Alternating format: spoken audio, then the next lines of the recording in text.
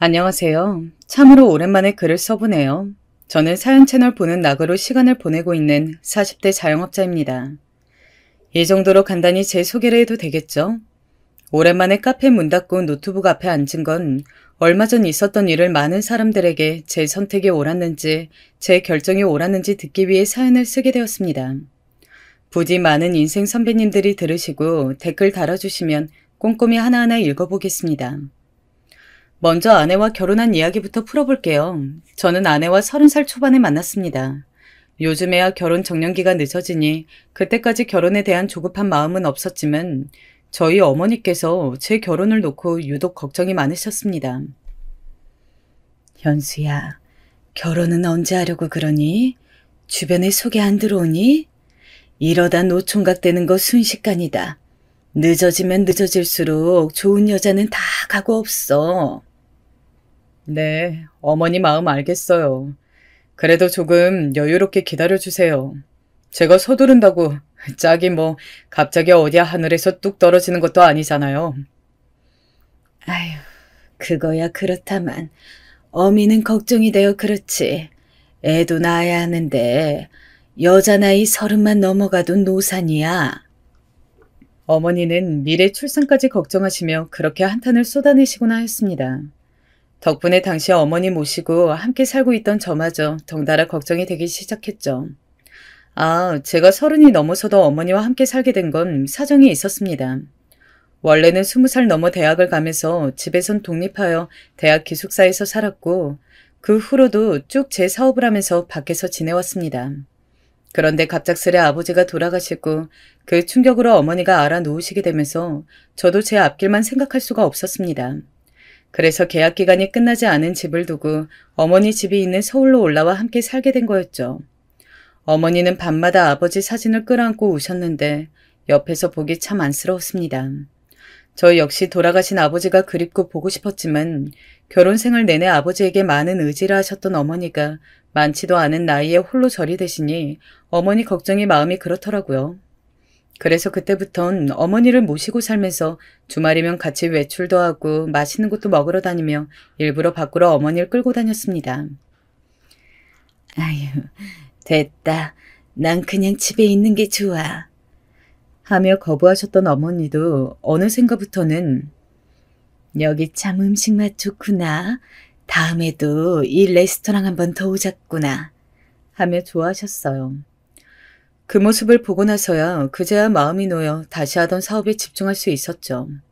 사실 잠깐 어머니 이야기와 더불어 어렸을 적 이야기도 해드리자면 저는 외아들입니다. 어머니께서 몸이 안 좋아 저 하나만 낳으시고 외아들인 저에게 많은 사랑을 퍼붓듯 주셨죠. 학창시절 수련의 날, 반 아이들과 함께하는 소풍날, 운동회 날, 시험 보는 날. 어머니께선 단 하루도 잊지 않으시고 저를 뒷바라지 해주셨어요. 허나 그럼에도 수입이 일정치 않았던 집 형편 때문에 풍족하게 물질적으로 제공해 줄 수 없는 가난한 집을 항상 미안해하셨습니다. 아휴, 우리 집이 조금만 더 살았어도 너 좋아하는 학원 마음껏 보내줄 텐데 공부도 양껏 시켜주고 미안하다 현수야. 아니에요 엄마. 왜 그런 말 하세요. 부모 마음이란 게 그런 거야. 내가 못난 건 괜찮지. 근데 그걸 자식이 물려받는다 생각하면 속이 찢어질 듯 문드러지는 거야. 어머니는 그렇게 말씀하시며 눈물을 짓곤 하셨습니다. 어느 날은 홀로 불 꺼진 방에서 베개를 적시며 울고 계시길래 그 뒤에 다가가 나는 정말 괜찮다며 위로해 드린 적도 있었습니다. 소녀 같고 때론 연약한 꽃 같은 어머니는 그렇게 언젠가부터 제가 지켜드리고 위로해드려야 할 존재같이 느껴졌죠. 아무쪼록 그런 학창시절을 보내다 성인이 되어 학비가 저렴한 국립대학에 붙어 집을 떠나게 된 뒤로부터 다른 친구들과 달리 어머니와 매일 연락하고 주말마다 집에도 들르며 지냈습니다. 시험이니 아르바이트니 온갖 걸로 바빠도 현수야, 언제 오니? 엄마가 너 좋아하는 반찬들 많이 해놨는데 이것 좀 가져가려무나. 하며 전화를 거는 어머니의 부탁을 거절할 수가 없었죠. 그 핑계로 저를 보고 싶어 하시는 게 눈에 확연히 보였으니까요. 어머니는 제가 오면 버선발로 뛰어나와 맞이하며 상다리가 휘어질 정도로 상을 차려주고 반찬들을 숟가락 위에 얹어주며 너 먹는 것만 봐도 배부르다 하는 얼굴로 절 보고 계셨습니다. 어머니도 드세요. 음식하느라 고생 많이 하셨겠어요. 근데 다음부터는 그냥 한두 가지 반찬만 해주세요. 그게 더 좋아요. 무슨 소리에. 밖에서 생활하면 맨날 조미료 들어간 바깥 음식 먹느라 제대로 영양 보충도 못할 텐데. 이렇게 집에 올 때라도 엄마가 든든히 차려줘야지, 우리 아들. 당신 자식 사랑은 아주 못 말려.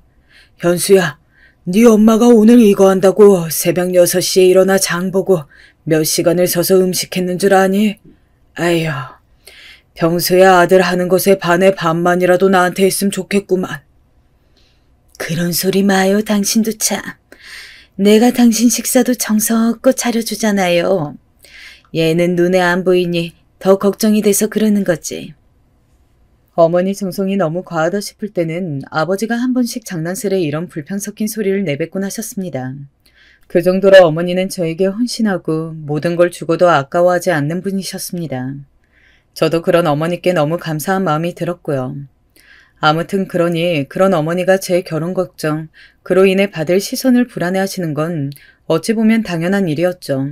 아무래도 제가 알아서 해본다고 한들 어머니께선 자신이 아는 작은 인맥을 동원해 전화를 걸어 우리 아들 소개시켜주려 하는데 괜찮은 집 아이 없어? 하고 묻곤 했어요. 그러나 어머니께서 한 번만 나가보라 성화를 부려 나간 소개팅 자리는 모두 연애로도 이어지지 못했습니다. 애프터 신청이 들어오지도 않았고 제가 해도 상대 측이 받아주지 않았어요. 만약 받아주어 데이트가 이어져도 씁쓸하고 허망한 결말이 되어 괜히 기분만 안 좋아질 뿐이었습니다. 이유는 저도 모르겠습니다. 그렇게 제가 35살이 될 때까지 속절없이 시간만 흘렀습니다. 근데 그런 제게도 짝이 나타났습니다. 이런 부분에서 사람의 인연이라는 게 참 묘하고 신기하더라고요. 당시 저는 카페 사업을 하고 있었고 제가 운영하는 카페에 늘 백금발 머리를 하고 아메리카노 5개를 주문하는 여자 손님이 있었어요. 처음엔 외향이 개성있고 독특하다고만 생각했는데 유니폼을 보고 알았습니다. 저희 카페 옆 건물 미용실에서 일하는 직원이라는 것을요. 아메리카노 얼음 왕창 넣어서 5개 주세요. 아, 네. 금방 준비해 드릴게요. 항상 직원들 것까지 커피를 주문하러 오곤 했는데 하얀 얼굴과 예쁘게 웃는 얼굴이 인상적이었습니다. 여기서 인상적이라는 것은 예쁘게 느껴졌다는 거죠. 많아도 20대 중반으로 보여 저와는 10살은 차이가 날 것 같은 여자였지만 어느 순간부터는 그녀를 보면 심장이 사정없이 쿵쾅거렸습니다. 마치 제어가 안 되어 덜덜 떨리는 고장난 세탁기처럼 말이죠. 사실 그녀와 저 2명을 놓고 보자면 솔직히 그녀가 제게 매력을 느낄 일은 결코 없어 보였습니다. 하얗고 마른 외모에 싹싹한 성격이었던 그녀는 어딜 가나 사랑받고 주목받을 타입처럼 보였지만 반대로 저는 평범한 티셔츠를 입고 매일 커피나 내리고 있는 30 중반의 남자였으니까요. 그렇다고 제가 수입이 아주 많은 사람도 아니었고요. 돈이라도 많았다면 어떤 부분에서 자신감을 느꼈을 수도 있겠지만 그것도 아니었기에 도무지 먼저 데이트 신청을 할 용기가 나지 않았습니다.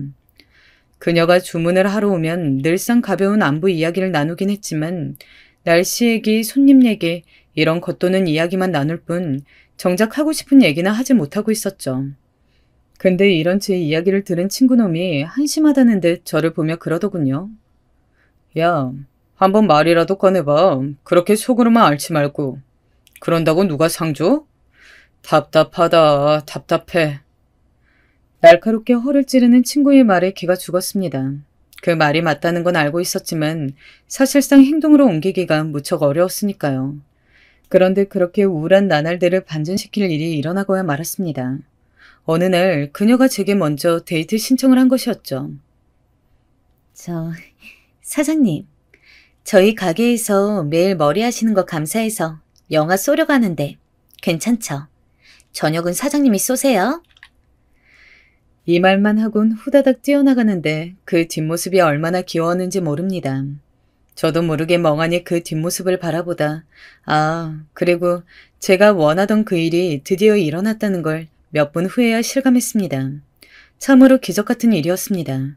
저는 그녀와의 데이트 준비를 위해 전날 백화점에서 옷까지 사고 당일에도 수십 번 옷을 착장하며 매무새를 가다듬고 데이트 장소에 나갔습니다. 심지어 그 전날 세차까지 했으니 그야말로 제 나름대로는 온갖 광을 내고 나간 거였죠. 영화 되게 재미없었어요. 그죠? 우리 저녁이나 맛있는 거 먹으러 갈까요? 뭐 좋아하세요? 저는 아무거나 다 괜찮아요. 아무거나가 어딨어요. 저는 삼겹살 좋아하는데. 우리 삼겹살에 소주나 한잔 할까요? 바보같이 첫 데이트에서 30 중반 먹어서 말이나 더듬거리고 시종일관 자신 없는 모습을 보였지만 그녀는 이쁘게도 제 모든 행동을 너그러이 받아주었고 친밀한 태도로 대해주었어요. 어디 가자 리드까지 먼저 해주면서요. 그러니 그런 제가 어떻게 그런 사람에게 더 빠지지 않을 수 있었겠어요. 황홀한 첫 데이트가 끝나고 이번엔 용기 내어 제가 데이트를 신청했고 그렇게 몇 번을 데이트한 끝에 조심스레 서로를 알아가기 시작했어요. 그러면서 그녀에 관해 몰랐던 사실 하나까지 알게 되었죠. 저는 사실 어렸을 적 완전 깡시골에서 살았어요. 학교에 가려면 버스 타고 1시간은 가야 하고 그런 곳이요. 저희 엄마 아빠가 시골에서 농사 지으시거든요. 정말요? 지희 씨 보면 전혀 시골 사람 같지가 않는데. 아니에요. 그래도 가끔은 지금도 서울 올라온 지 5년째인데 낯설다니까요. 사장님은 어떻게 서울로 올라오시게 된 거예요? 저는 아버지가 돌아가시고 어머니가 혼자 남으셔서 모실 겸 올라오게 되었어요. 그랬구나. 많이 걱정되셨겠어요. 그녀와의 대화는 만남이 거듭될수록 점점 더 물 흐르듯 이어지면서 어느새 서로에 대해 속속들이 알게 되고 이해하게 되는 깊은 사이까지 가게 되었습니다. 그리고 자연스레 저희 고백으로 연인 사이가 되었죠. 사실 나이가 나이였던지라 제 나름대로는 마지막 연애일 수도 있겠다는 생각도 하고 있었어요.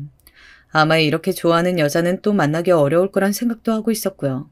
그래서 그런지 조급한 마음에 결혼에 대한 이야기도 만난 지 6개월 만에 슬쩍 꺼내게 되었는데 그녀의 반응은 생각보다 긍정적이었어요.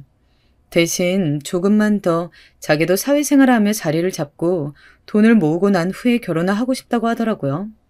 나이차가 10살이 났기 때문에 사실 어찌 보면 그냥 저쪽에서 모든 걸 다 준비하는 게 맞을 것 같았고 그래도 된다고 말하고 싶었지만 강경하게 나오는 여자친구의 의견도 존중해 주기로 했어요.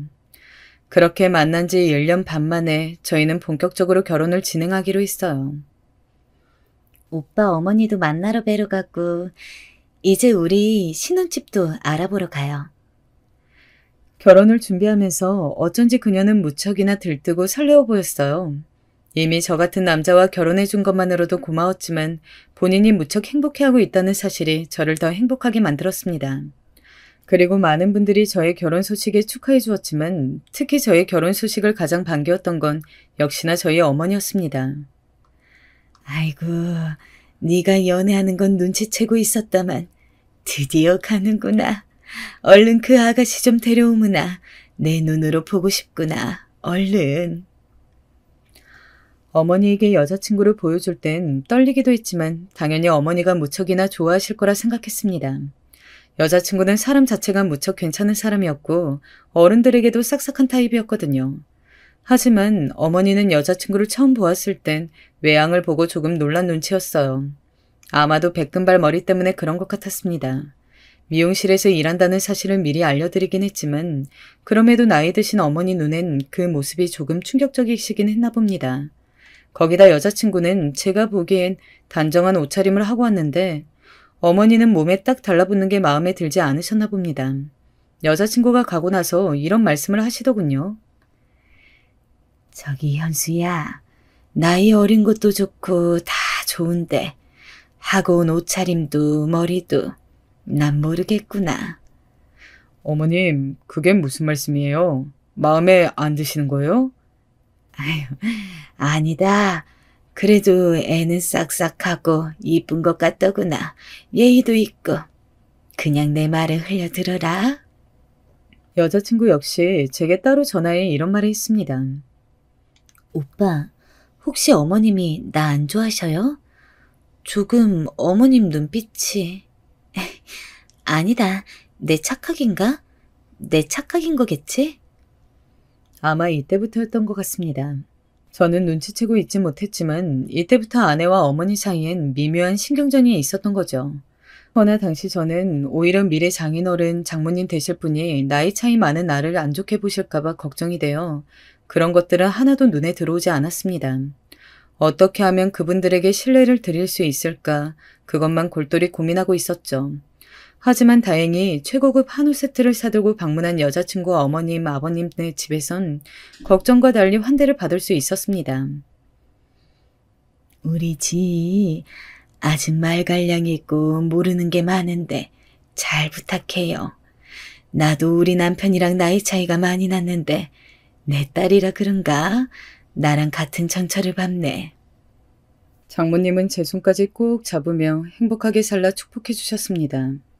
그리고 손주를 키울 때든 언제든 자기들 도움이 필요하면 말하라고도 하셨죠. 그렇게 결혼식, 신혼여행까지 무사히 다 끝내고 저희만의 보금자리인 신혼집에 들어왔을 때 그제야 한시름을 놓았던 것 같아요.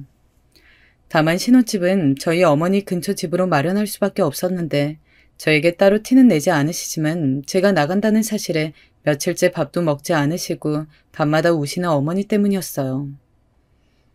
어머니, 제가 자주 들를게요. 그러니 너무 속상해하지 마세요. 그렇게 말씀을 드려도 봤지만 그때마다 고개를 끄덕이시면서도 슬그머니 방 안으로 들어가 버리셨습니다. 그런 모습을 제 아내 앞에서도 보이니 어느 날 아내가 먼저 말하더라고요. 오빠, 우리 어머니 근처 집 얻어요. 직장에서 좀 멀긴 해도 각자 차 타고 가면 못 갈 거리는 아니잖아요. 괜찮겠어? 솔직히 아내는 신혼집을 구하기 전부터 계속 직장과 가까웠으면 좋겠다고 말하고 있었고 저도 그 부분을 반영해 신혼집을 구하리라 생각하고 있었어요. 이미 받은 곳도 여러 개 있었고요. 근데 아내의 결정에 고마우면서도 무척 미안하더라고요. 미안해. 쉽지 않은 결정이었을 텐데 대신 내가 더 잘할게. 그리고 어머니가 당신 따로 찾아온다거나 시집살이 시킨다거나 하실 분도 절대 아니니 그건 걱정하지 마. 알아요. 어머니 좋은 분이신 것 같아서 저도 그러자고 한 거예요. 그럼 어머니께 얼른 말씀드려요. 어머니는 역시나 저희가 근처 옆동 신혼집을 구했다고 하니 너무나 뛸 듯이 기뻐하셨어요. 허나 아내 앞에서까진 기쁜 마음을 표현하기가 민망스러우셨던 건지 그래? 하며 활짝 웃으시다가도 금방 미소를 감추긴 하셨죠. 어찌됐건 그때부터 저희는 꿈같은 신혼생활을 하면서 저는 따로 어머니를 자주 찾아뵈며 지내었죠. 어머니도 그에 무척 만족해하고 계시는 것 같았죠. 거기다 어머니는 아내가 첫인상과 달리 지내보며 마음에 더 드셨는지 내가 처음에 외모만 보고 사람을 판단했어. 새아가가 얼마나 착한지 모른다. 어제는 나 먹으라고 직접 나 좋아하는 반찬들 장을 봐서 해놓았더구나. 얼마나 기특하든지. 그 어린애가 요리도 척척 잘하고 살림꾼이더구나. 시골에서 자랐다던데 그래서 그런가? 요즘 애들 같지가 않아. 어머니, 거 봐요. 제가 뭘 했어요. 분명 어머니가 좋아하실 거라 했잖아요. 지 정말 착한 애예요. 그리고 저는 이 말을 아내에게도 전해주었는데 아내도 그때마다 조용히 웃으며 다행이란 말을 했습니다. 하지만 아내 얼굴 안에 드리워진 그림자까진 보지 못했어요. 저희는 바로 아이 계획을 준비했는데요. 이건 오로지 아내의 의견이 우세했어요. 아내는 결혼을 하고 빠른 시간 안에 아이를 낳고 싶어 했고 어느 정도 키우고 나서 다시 일에 복귀하고 싶어 했어요.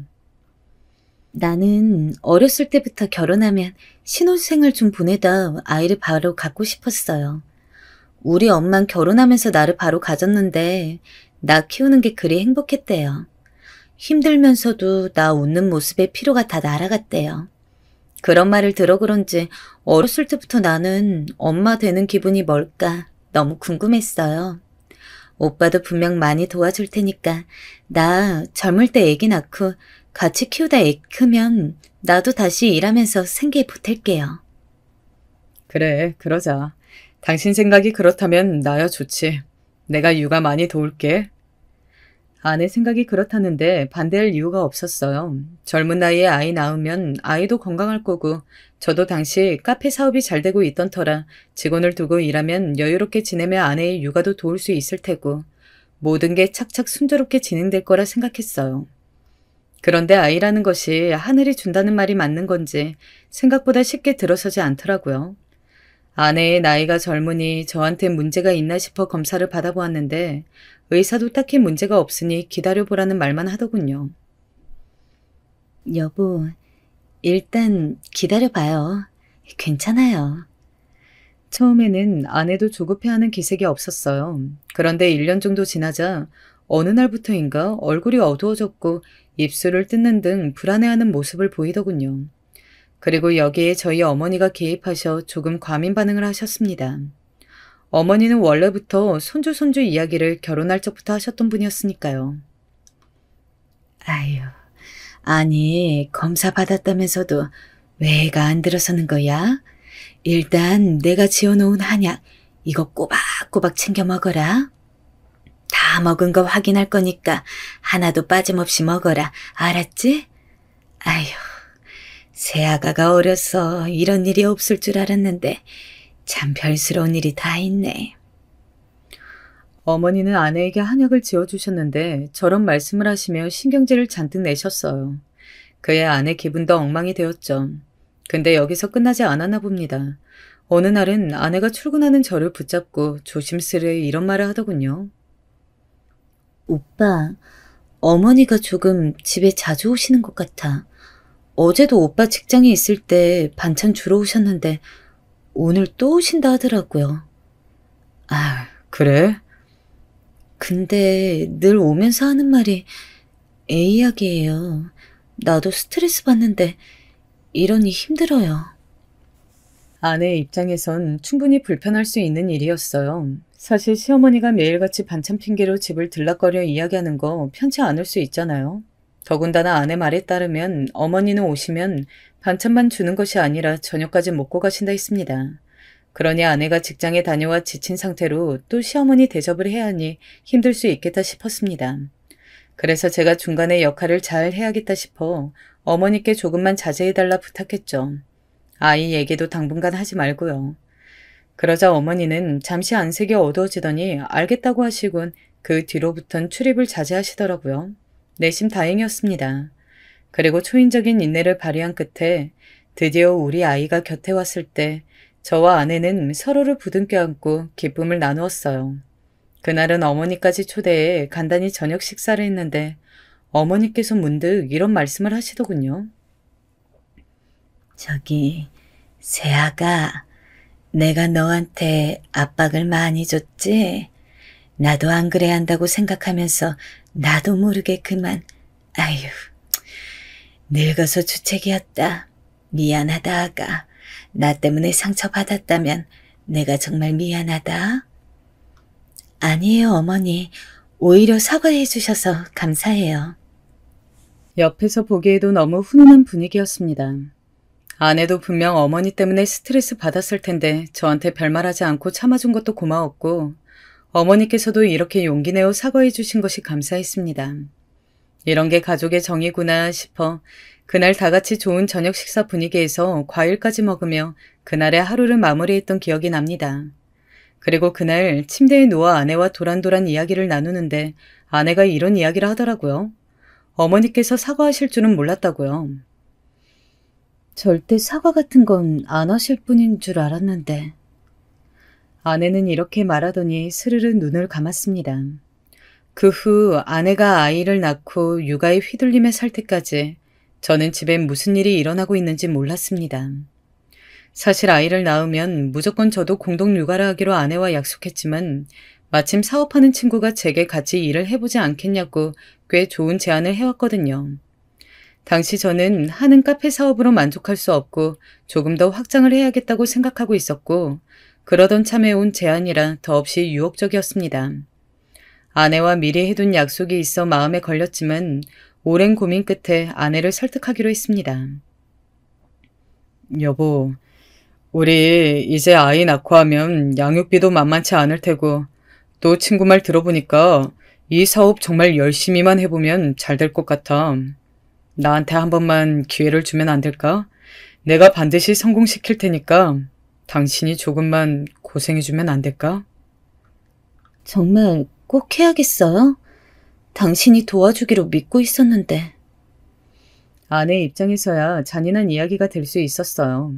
아내는 당시 육아로 잠도 못 자고 힘들어했고 원래도 손목이 약했는데 아이를 매일 들쳐업느라 손목에 염증이 생겨 수술까지 받아야 했거든요. 허나 제 욕심도 도저히 포기할 수가 없었습니다.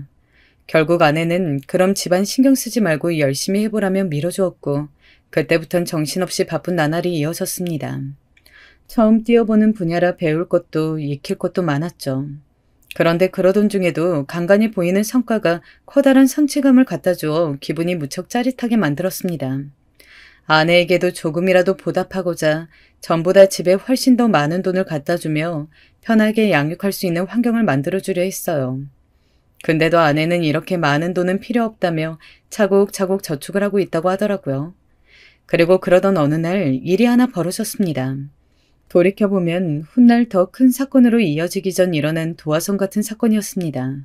제 무지로 벌어진 사연이었죠. 그날은 아내의 친정 부모님이 시골에서 손주를 보기 위해 오신 날이었습니다.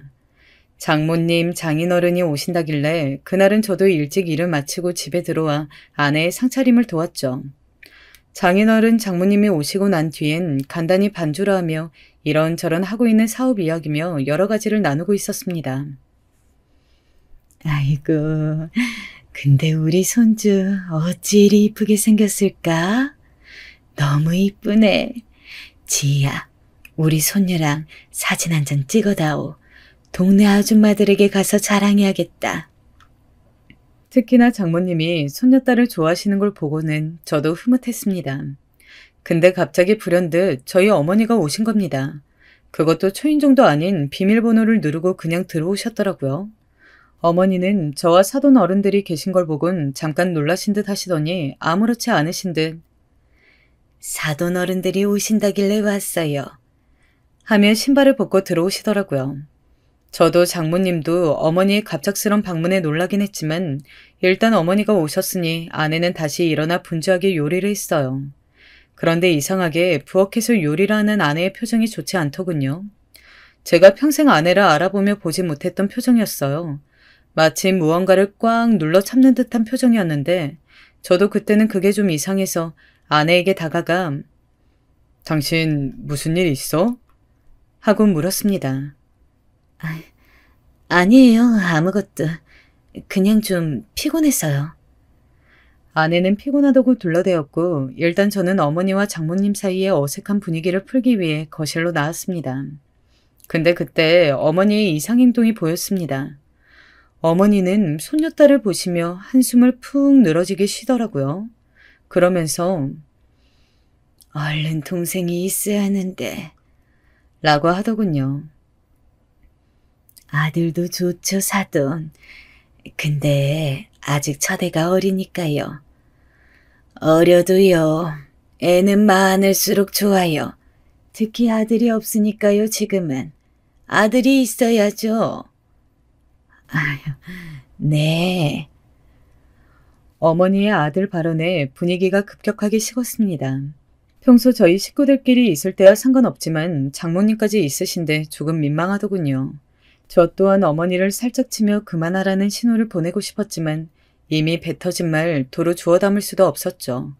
그때 아내가 어머니 앞으로 접시를 내려놓았고 곱게 세팅된 음식이었지만 어머니는 그 음식에는 손을 대지도 않으셨습니다. 한번 흘끗 보더니 마저 이야기를 이어가셨어요. 그러다 어머니께서도 분위기가 이상하신 걸 감지했는지 이내 말을 멈추더니 반찬통을 담은 쇼핑백인 줄 알았던 것에서 자그마한 핸드백을 꺼내더라고요. 보자마자 저도 놀라고 말았죠. 그건 얼마 전 아내가 갖고 싶다던 핸드백이었어요. 다만 제가 사준다고 해도 워낙 가격이 비싸 필요 없다고 손살을 치던 것이었죠. 우리 며느리 요즘에 키우느라 고생하는데 어디 나가지도 못하잖아요. 그래도 한 번씩 나갈 때 이거 들고 가면 이쁠 것 같아서 사왔어요. 그리고 곧 네 생일도 다가오잖니. 세상에. 엄마, 이쁘네요. 우리 지희가 이거 갖고 싶다고 했는데. 아이고, 그러니까요, 사돈. 너무 감사하네요. 아무래도 지희한테 매일 반찬도 챙겨주시고 선물도 챙겨주시며 너무 잘해주신다고 들어서 늘 감사했는데. 아닙니다. 저야말로 이런 고운 며느리 얻었으니 사돈께 감사하죠. 우리 아들과 결혼해줘서 정말 고맙다. 슬그머니 보니 아내도 행복해하는 표정이었어요. 그렇게 순식간에 얼어붙었던 분위기가 어머니의 센스 있는 성물로 풀어졌고 어머니는 장인어른 장모님과 화기애애하게 이야기를 나누다 돌아가셨어요. 그런데 참 이상한 것이 아내는 그 이후에 어머니가 선물해준 핸드백을 한 번도 들지 않았어요. 어머니가 이 외에도 몇 번 아이 관련 용품까지 선물해 주었건만 한 번도 쓰지 않았어요. 그래서 자기 그거 핸드백 갖고 싶어 하지 않았어? 마음에 안 들어? 하고 물었지만 아니요, 그냥요. 나갈 일이 없어 그래요. 하며 대답을 피하더라고요. 이땐 저도 그냥 아내 말에 설득되어 동네 마실용으로 들고 나가기엔 너무 비싼 핸드백이라 그런가 보다 하고 넘어갔죠. 그리고 드디어 아까 말씀드렸던 대형 사건이 하나 터졌습니다. 저는 이 사건으로 이혼 위기에 도달했고 지금껏 제가 몰랐던 모든 사실을 깨닫게 되었습니다. 아내는 첫 애를 낳고 1년 정도 후 둘째를 임신했어요. 사실은 터울있게 낳거나 아니면 아이 하나만 낳을까 하고 있었는데 이번엔 또 예상치 못하게 둘째가 찾아왔더라고요. 집안 형편도 괜찮은데 둘까지는 괜찮겠다 싶고 우리 첫애한테도 동생이 있으면 좋겠다 싶었어요. 그리고 이때는 사업이 안정화되어 임신한 아내 옆에부터 많이 케어해 주었어요. 여보, 나 딸기 먹고 싶어요. 싱싱한 딸기요. 편의점에 파는 소세지도요. 알았어. 아들이라 그런지 먹성이 되게 좋은가 보네. 사올 테니까 집에서 쉬고 있어. 아내가 먹고 싶다는 게 있으면 어딜 가서든 가서 공수해야죠. 아내도 분명 행복해하는 것 같았어요. 그렇게 지극정성으로 아내를 돌보다 둘째가 태어났을 때 사건이 벌어졌습니다. 아내는 원래 제가 알아보던 산후조리원에 들어갈 예정이었습니다. 근데 어머니께서 아니다. 내가 직접 돌봐주마. 돈 쓸 거 뭐 있니? 내가 조리원보다 더 잘 간호해 줄 수 있다. 하며 반대하시고 나서더군요. 어머니, 그래도 어머니도 나이가 있으시고 아내도 산후조리원에 들어가는 게 편할 거예요. 하며 말렸지만 어머니는 그래도 자기가 잘 해줄 수 있다며 직접 완도에서 미역까지 공수해오겠다고 하며 우기셨어요. 어머니 정성이 저 정도인데 계속 안 된다고 하기도 그러더군요. 결국 아내에게 조심스레 의견을 물었고 아내는 머리가 갑자기 아파하는지 머리를 짚으며 알겠어요, 그럼. 대신 어머니 너무 고생하시는 것 같으니 그냥 며칠만 있다 가시라 해요. 라고 하더라고요. 그래서 그래야겠다고 했습니다. 산후조리 기간 동안 직장에서 퇴근하고 오면 항상 어머니가 직접 완도에서 가져온 미역으로 끓인 미역국 냄새가 폴폴 풍겼습니다.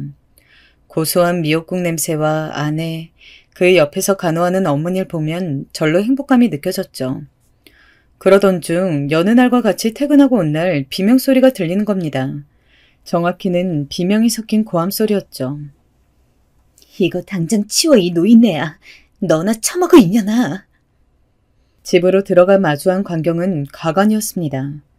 아내는 어머니가 내민 미역국 그릇을 던져버렸는지 그릇이 아무렇게나 나동그러져 있었고 어머니는 당황한 듯 손을 부들부들 떨고 있었습니다. 당신 지금 우리 엄마한테 뭐라고 한 거야? 아내는 제 말에 대꾸도 없이 아무 말도 없이 어머니를 노려보고 있었어요. 당신은 아무것도 몰라요. 그러니까 조용히 하고 있어요. 그 말에 왜 이리 화가 났는지 모르겠어요. 어머니에게 그런 말을 한 것도 모자라 적반하장으로 굴다니 내가 아는 아내가 맞나 싶었습니다. 저는 저도 모르게 해선 안 될 행동을 해버렸어요. 냅다 아내의 뺨을 쳐버린 거죠.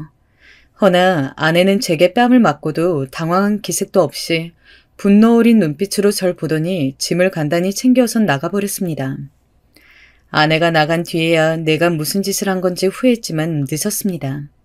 그리고선 일단 엉엉 울고 있는 어머니 곁으로 갔는데 어머니는 저 나쁜 년, 내가 지한테 얼마나 잘해줬는데 하며 아내와 이혼하라 난리였습니다. 하지만 어머니를 보살피는 와중에도 아내의 한마디가 맴돌았습니다. 제가 아무것도 모른다는 말요. 제가 뭘 몰랐던 걸까요? 저는 결국 답을 알기 위해 수소문에 아내가 가 있다는 친정으로 내려갔어요. 가는 내내 마음이 착잡했습니다. 도착했지만 역시나 장모님, 장인어른 두 분 다 얼굴 표정이 무척이나 어두우셨습니다. 평소와 달리 저를 김서방이라 불러주지도 않으셨고 그저 고개를 돌리고 벽만 쳐다보고 계셨죠. 아내 역시 냉랭한 분위기였습니다. 말해줘. 어떻게 된 건지. 알고 싶어서 왔어. 어머니와 무슨 일이 있었던 거야? 정말 알고 싶어요? 이걸 들으면 당신은 나와 어머니 둘 중 한 명을 선택해야 할 텐데요.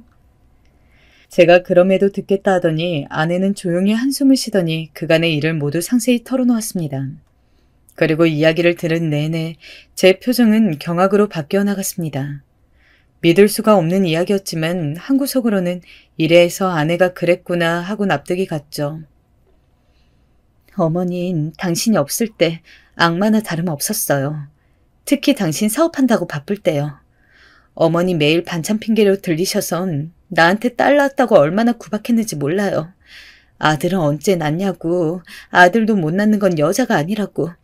학벌도 뭣도 하나 잘난 것 없는 시골 출신인 네가 아들도 못 낳으면 어쩌냐고. 그런 악담까지 했어요. 그게 정말이야?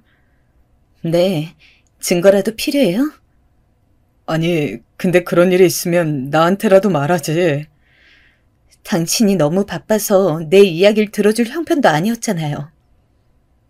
그럼 핸드백, 어머니가 챙겨주시는 그 선물들은 그건 뭐야? 보여주기식이었어요. 내가 이만큼 며느리 챙긴다는 거요. 그런 거라도 있어야 나중에 당신이 내 말이 아닌 어머니 말을 듣고 믿을 테니까요. 하지만 어머니만 그런 걸 남긴 건 아니에요. 나도 증거를 남겼으니까요. 여기 이 사진 보여요? 어머니가 나한테 손 찍어만 날 난 상처예요. 거기다 이 기막힌 문자 내용 보이죠? 나는 이렇게 당해도 참았어요. 내 친정 부모님한테도 거짓말까지 하면서 당신과 결혼 생활 유지하고 싶었어요. 당신이 얼마나 효자인지 아니까. 근데 더 이상은 나도 못 참아요. 이제 당신이 선택해요. 어머니인지 나인지. 아내가 보여준 사진, 문자 모두 가히 더 충격적이었습니다. 장모님, 장인어른은 이미 이 모든 걸 들으셨는지 옆에서 한숨을 푹푹 내쉬고 계셨고 저는 그 순간 죄인이 된 기분에 고개를 들 수가 없었습니다. 그간 아내가 이유 없이 체중이 빠져나갔던 것도 모두 어머니 때문이라고 하니 할 말이 없었습니다. 그리고 저는 이내 자세를 고쳐잡고 무릎을 꿇은 상태로 아내에게 말했습니다. 미안하다고, 모른 것도 죄라고, 다 잘못했다고요. 여보, 한 번만 용서해줘. 이런 말 한마디로 화 풀리지 않겠지만. 그리고 현재 저는 지금 어머니와는 인연은 끊은 채 집도 옮기고 아내와 우리 아들, 딸만 바라보며 살고 있습니다. 제 생의 천륜을 끊어내는 결단은 저로서도 너무 힘든 결정이었지만 어찌할 수가 없었습니다. 어머니의 이해 불가인 행동들을 이토록 참아준 아내를 생각하면 저는 지금의 가정을 선택하는 게 최선이라 생각했습니다. 덕분에 아내는 예전보다 훨씬 얼굴이 피었어요. 하지만 문제는 어머니입니다. 계속해서 제게 문자하고 전화하고 제 지인을 통해서 저를 만나려 하고 그런 어머니 때문에 미치겠습니다. 아버지도 안 계신 마당에 어머니 혼자 분명 지내고 계실 텐데 한편으론 걱정도 되고요. 하지만 제가 어머니와 연락하면 아내는 아내대로 상처를 받을 테죠. 아내에게 이혼당하고 싶진 않습니다. 지금의 가정을 깨트리고 싶지 않아요. 제겐 너무나 소중한 가정입니다. 정말 갈림길 앞에서 이도저도 못하는 기분입니다. 저 어찌해야 할까요? 부디 인생 선배님들의 지혜가 필요하니 많은 댓글 부탁드립니다.